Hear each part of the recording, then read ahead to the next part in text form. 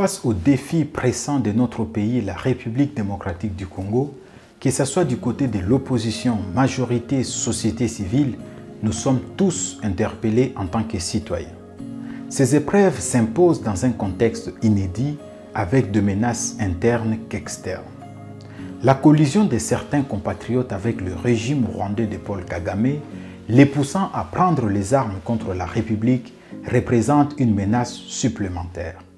Sans vigilance de notre part face à ces énièmes conglomérats d'aventuriers, notre pays risque de revivre la sombre histoire d'octobre 1996, laquelle l'a entraîné dans un engrenage d'une infiltration rwandaise jamais connue auparavant. Avec fermeté, nous devons indiquer à nos amis que cette nouvelle allégeance à l'ennemi relève de la haute trahison et ne peut rester sans conséquence pour que pareille trahison ne se reproduise plus.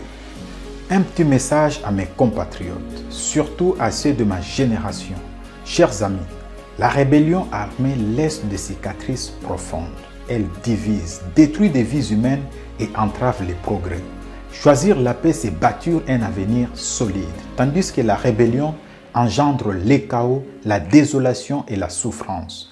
Ensemble, opposition, majorité, société civile, refusons la voie de la violence, travaillons main dans la main pour édifier une République démocratique du Congo stable et florissante. Rejetons la rhétorique qui divise, car elle ne sert qu'à nourrir la désunion voulue par ceux qui cherchent à affaiblir notre unité nationale. Notre engagement de ces jours déterminera notre destin pour les 30 prochaines années. Privilégions la paix. Prenons garde à ne pas conforter l'agression rwandaise via M23/Nanga interposé. En tant que citoyen, c'est avec une profonde préoccupation que je voudrais m'adresser au président de la République, Félix Antoine Tshisekedi Tshilombo. Monsieur le Président de la République, malgré les défis logistiques et quelques incidents lors des élections du 20 décembre dernier, je tiens à vous féliciter chaleureusement pour votre réélection avec un score historique vous plaçant en tête de vos principaux challengers. Lors de votre tournée électorale, vous avez communié avec vos concitoyens, avez touché du doigt la réalité de leur quotidien, la misère qui pèse sur leurs épaules, ressenti leur détresse et leur regard fixé vers vous exprimer un appel silencieux à l'aide, une demande urgente de changement. Je vous implore, Monsieur le Président, de ne pas oublier ces visages qui réclament justice et espoir. Je vous conjure, Monsieur le Président, de faire résonner ces échos dans les couloirs du pouvoir, de transformer ces témoignages en actions concrètes pour alléger les fardeaux de l'extrême pauvreté qui pèse sur tant de vies congolaises. En vous votant massivement, ces millions de nos compatriotes ont partagé leurs peines et espoirs avec vous, espérant un avenir meilleur. Je vous exhorte, Monsieur le Président, à laisser ces souvenirs de campagne électorale guider vos décisions pour adoucir la souffrance qui marque leur quotidien par des politiques justes et éclairées.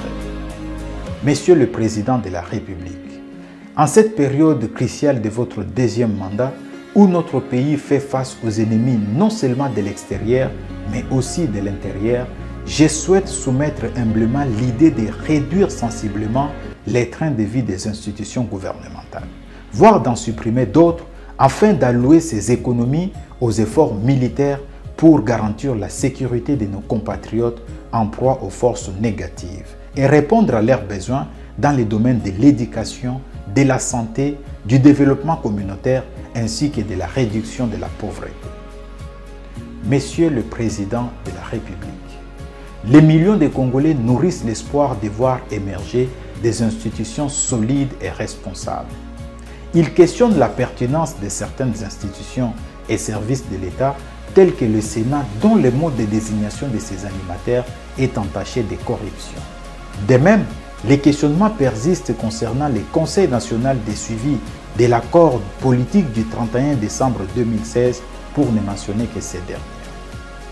Au sein de ce nouveau mandat, je vous adresse un appel sincère. Ne décevez pas la confiance renouvelée des Congolais. Nous croyons en vous et espérons que votre leadership façonne l'avenir de la nation congolaise. Restez fidèle aux aspirations de votre peuple en veillant à ce que chaque décision soit guidée par l'intérêt général. En honorant cette confiance, vous contribuerez à bâtir un avenir meilleur pour tous les citoyens congolais et à renforcer la crédibilité de nos institutions. Soyez les garants d'une gouvernance transparente et sans corruption, veillant que chaque action entreprise reflète les espoirs des millions de Congolais qui croient en vous. Monsieur le Président de la République, je vous encourage vivement à rester vigilant face aux flatteurs et opportunistes de tous bords. Que votre deuxième mandat soit marqué par l'intégrité, l'empathie, la réalisation des aspirations du peuple congolais dont vous avez la responsabilité. Je vous souhaite un mandat heureux et fructueux, Monsieur le Président de la République.